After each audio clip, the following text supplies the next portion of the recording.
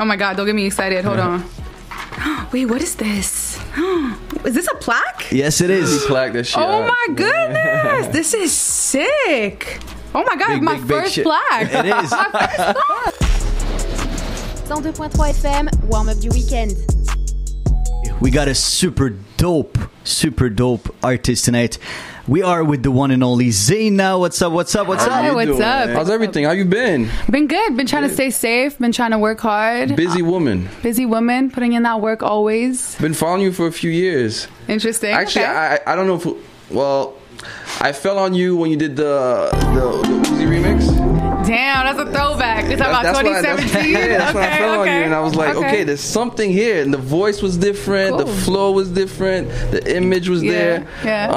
How did you become what you were, or where you are now? I mean, how did you start? I was in school actually. I was in Cégep, and I was starting to get a little bit depressed because I realized slowly that school wasn't for me. And I was working, I was going to school, and I was trying to do music on the side, and I was really overwhelmed. And then it's really when I got to university that I was like, yo, this is not for me. Like, I was in pre-med, so it got difficult to handle everything, and I was unhappy, and I decided to follow my passion and quit school and just do music. And that's how it all started for me. And how did that go about with your parents? What's your background? I'm Lebanese. Yes, she is. How did that go about with your parents? That was a tricky one because when your parents are immigrants, they say that they come to Canada for you to have a better life, They don't really understand exactly this world, so exactly, and they come for you to have better opportunity, is what they say. So, that's the reason I really went to university. I didn't want to go to school at first, but my parents really sacrificed a lot for me, and I really appreciate it. So I didn't want to let them down, but I had to just sit my mom down and say, hey, this is not for me. I'm really depressed. And I don't say that lightly. Like, I was really, really, really depressed, So I sat her down, and she's like, okay, take a year off. And I just never went back to school after that. It was like a sabbatical that lasted a lifetime. So I'm grateful. Yeah. ZEINA, we're super happy to have you. I know it's not easy, this time actually with the COVID and everything. I just want to do a throwback actually with Washing Machine. I love this song though. Okay, I love it. Okay. Yeah, I love that song too. It came about, I was actually back and forth between Montreal and Toronto. Yeah. And it's one of my favorite songs. It's produced by this guy called Eastbound and Bijan Amir. And they're so good, amazing producers. And I'm really proud of that. So throwback 2016. 2016. That's crazy. Yeah, that's even before. I know, right? I've been putting in work. Yeah, I've been putting in work. I mean, we had Ollie here. Shout out to Ollie. Yeah. He mentioned you with a few other artists that he believes understand the whole game and not just the front aspect of it, the whole 360 of it. Yeah. Was it something you had to develop? Because I see you had a team for a minute since the beginning. For a minute, almost, yes and no. I had my ride or die Yoko, and throughout the times, my team built up to what it is now. It definitely, it's hard to trust people, and trust is earned. And so I wouldn't say that the same people I started with are the same people I'm with now, but I really believe in my team, and I really they're my ride or dies. So the team I have now is a really solid team, and it took 4 years to build. So it's not an overnight thing. So you went from here, Toronto, and then that's Los Angeles, right? To LA, right? Yeah, I did. So and how was that? It was cool. I moved to, when I was first starting in Montreal, it was hard for me to build a name for myself just because I had nothing, and I was fresh out of school in something that wasn't music, so I had no connects. And so I linked up with Yoko when I was working at a sneaker store actually called Exclu. Yeah, big shout out to all your team, by the way. Yeah, Everybody. Big shout out. They're all here supporting me. We're going to get a lot of shit for this, but it's worth it. We try to stay as safe as we can. It's very important. So yeah, I was actually working at Exclu when I met Yoko, and then me and her started building, and that's how the team started. And she had connections in Toronto, so we went to Toronto, and that's the reason I went there. And I started linking up with producers like Francis Got Heat, President Jeff, shout out to them. They really supported me, especially when I had not much out. And shout out to Sunny Diamonds. He's an engineer out there that really helped me develop my sound too. I heard of Sunny Diamonds. He's fire. Yeah. He's fire, and he's he believed in me when I didn't have much going on. So I owe a lot to those people. And Toronto gave me just the opportunity to be able to find myself as an artist. And then when I came back to Montreal again, I started to get lost, and I was like, damn, like I don't know where to go next. And I was like, I want to do something drastic, and I decided to move to LA 3 days before I actually left. And I just did it on a whim, and I was like, whatever, I'm gonna do this regardless of what happens. I didn't even know where I was gonna stay, but I did it, and it worked out, and I'm really happy for those experiences. And then from there, well, before that, is it as a female artist, is it easy or is it hard to be taken seriously? Man, that's such a big subject, because it sucks for females, because we constantly have to be proving ourselves a step further than men, always. Yeah. Because of how, like, just our bodies, and men don't really know our intentions. Like, the number of time I come in the studio and people are just like, oh, is she, you know, is she a thot? Is she here to, you know, or is she an artist? Like, they don't take you seriously, you know? And you just have to prove it to them, and it just sucks to have to take that extra step. But as a woman, you just have to learn how to navigate and not let nobody take advantage of you, and know that hard work will get you to positions that, you know, you control and nobody can take away from you. And that's why I believe it's really important to work hard, especially as a female, and not let nobody take advantage of you. Cool. Really cool. ZEINA, we want to know, are you listening to like local music from Montreal? I do. I really love, especially on the production side of Montreal, I love Dat P. I think he's so hard. High Classified is so hard. Freaky. Big shout out, yeah. Freaky is hard. He dropped his album this year too. Yeah. Keitra hard. I fucking... Oh, sorry. No, you do what you want. I love Keitra. I don't know if I can swear. I right before it's a late night show anyway. So I can swear? Yeah. Or should I keep it to a low? No, I swear. Okay. Swear. Not too much, but it's good. Yeah. No, I definitely love Keitra. I think he's hard. And yeah, like... I'm not really into French rap, so I'm not connected to the world so much. I don't know a lot about it, but I definitely know that the city has a lot of growth to do still in finding its identity and its sound, and hopefully I can contribute to that and actually, you know, start paving the way of what Montreal sounds like. And you think the path you took leaving the city is the way to go, or do you think there might be in the future a way to do it from here? The reasons I left the city was not to find necessarily my sound. I would say it was just to learn how to work, because I wanted to be in sessions that were high intensity. I wanted to learn from the best and bring it back to my hometown. And like I said, when I was coming up in 2016, I feel like it was more difficult than it is now to make music out of Montreal. Now, because of COVID, I'm back here, and I'm loving it. I love working out of Montreal. I found a new passion and appreciation for my city, and I feel that it's possible now to work out of Montreal. I don't think you have to go elsewhere. I feel like there's enough studios and pioneers in the music industry to really take it to the next level here. But when I was starting out, I felt like I had to leave. And I'm not gonna lie, there's a lot of, in the music industry in Montreal, there's a lot of ego. I feel like a lot of people don't want to help just because it's such a small, it's just a small circle, right? Still the music industry here.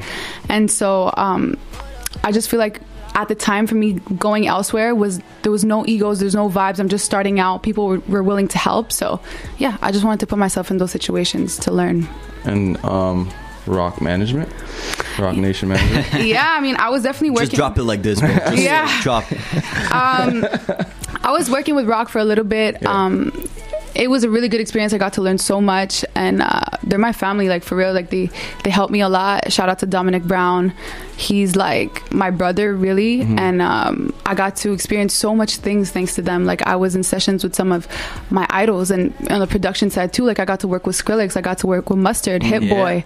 All those people are legends, you know, and I'm so grateful for those opportunities. And you know, it's crazy. Even I look back at me going to the brunch and things like that and meeting my idols. It's just like such a crazy moment to know that even when you're struggling and you're hungry and you don't know how you're going to pay your rent, you still get to go to these sessions and events.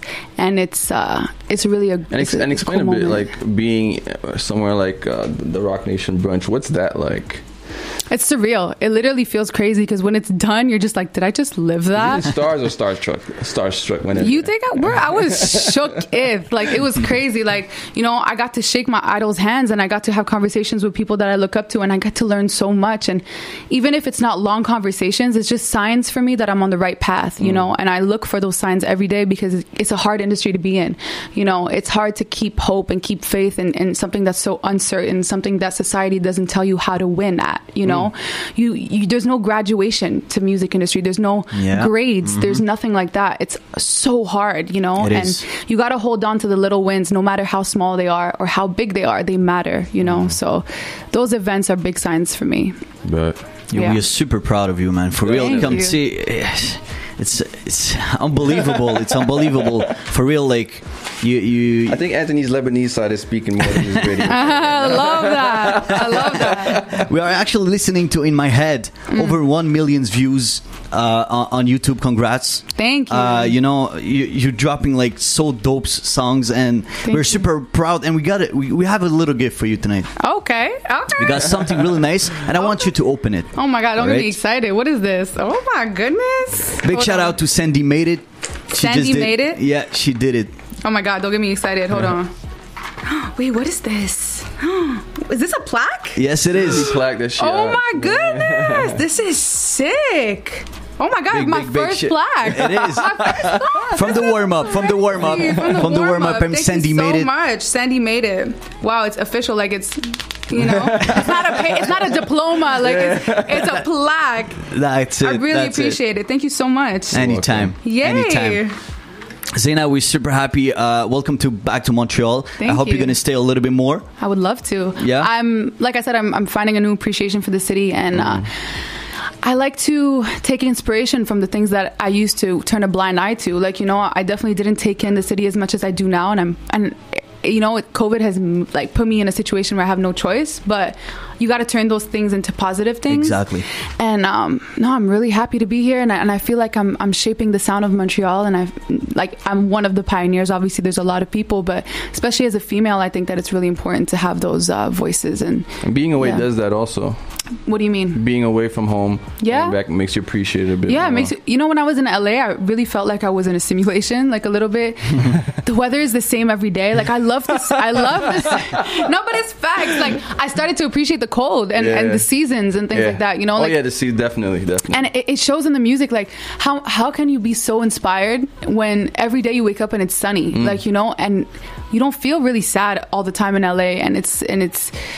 There's no changes of weathers. You don't have changes of moods. It's like the same thing every day and the same people. And everybody in LA is very work driven. So it starts to become like you're sucked into work. Like you feel like you're in a loop, and you feel like you're doing the same thing every day. Whereas in Montreal, I get to experience life, and I get to be with my friends, and I get to experience like seasons and architecture and like really beauty and all that, right? Because LA is it's a different vibe. It's good for a little bit, but I personally would not just want to stay there the entirety of a year, you know? So that's how I feel. We're like really seeing all this experience for real. You're just sharing all those stories, and we like for real. It's really nice. It's really nice, man. We really appreciate you coming. Of course. I mean, I've been to a lot, and I think it's important to talk about the journey, especially in these times, because, you know, the music industry is so up in the air right now with COVID. There's no shows, right? It's hard to travel, it's hard to link, it's hard to network. There's no parties you can go to, you know, there's no classes for music. So I feel like talking about it in these kind of settings can really help people that are going through it, because I've definitely been on the lower side of this, where it's been really bad, really shit, like where I didn't know how I was going to pay my rent and all of that, you know, and being in really sketchy situations, even as a female and stuff. So I feel like I wish in those times I had someone to listen to and kind of help me out. It's not the reality of that. Nobody's going to hold my hand to succeed, but hopefully just talking about it can help somebody listening, you know? Definitely. I think it's important. Hustle. Yeah, definitely. Are you proud of you? Are you proud of like what you've done? That's an interesting question. I like to think about it as, is the 10-year-old version of me proud of me? Because I feel like when you're 10, when you're young, you know what you really want to do, in a sense where like, did you know? And I mean, I always wanted to sing. Yeah, okay. I always wanted to sing. I knew I wanted to be an artist. Like I used to watch American Idol with my family and just be like, oh my God, I want to do that. Like, you know, and I feel like kids have crazy dreams, like astronauts and, you know, things that seem out of reach, but really aren't if that's your passion. And I really live by making my 10-year-old self proud. And I know that if she was looking at me right now, she'd be like, oh my God, I want to be her. And I'm really happy. And in that sense, yeah, I'm proud of myself. Like I still have a lot to go. I'm not comfortable with where I am. I feel like there's more work to be done, more goals to be, you know, reached. But, you know, I definitely think that I'm on the right path, and I'm proud of what I've accomplished. Yes, so far. you are. Montreal, Laval, everybody is proud of you. Yo, I appreciate it. Super proud. I appreciate it. Yo, it means a lot. It means a lot. You know, to have feedback on what you've done from the outside, not just my team. You know, my team believes in me, and the people that, like my mates and all that stuff, they believe in me. But to hear it from people that don't really know what's going on behind the scenes is cool. It's a good. How'd you come up with that? Or what made you come up with that? The mates? Yeah. Because not a lot of people realize how important it is to have like a following. I mean, yeah, mates is not just my following; it's my team too, and it's people who are not just my team. We're all a team. Like you know, we're a team trying to make it. It's not. They're not all revolving around me. Everybody of us has their own goals. Everyone has their things they want to do in life, and we're just there to support each other and to go to the top. And when we're all on top, we could all be happy together. That's the goal. The word mates came from, let's say, for example, soulmates, you know, and that's why, you know, things like that. So ZEINA Mates, Yoko Mates, Nessa Mates, you know, all these people are part of this collective, and we're just winning together. And shout out to everybody that's in the crew that doesn't necessarily call themselves mates, but I consider as mates, you know, like Damini, shout out Damini, Tarek, all these people, Daniela, like all these people support me and are part of the team. So yeah, mates gang for life.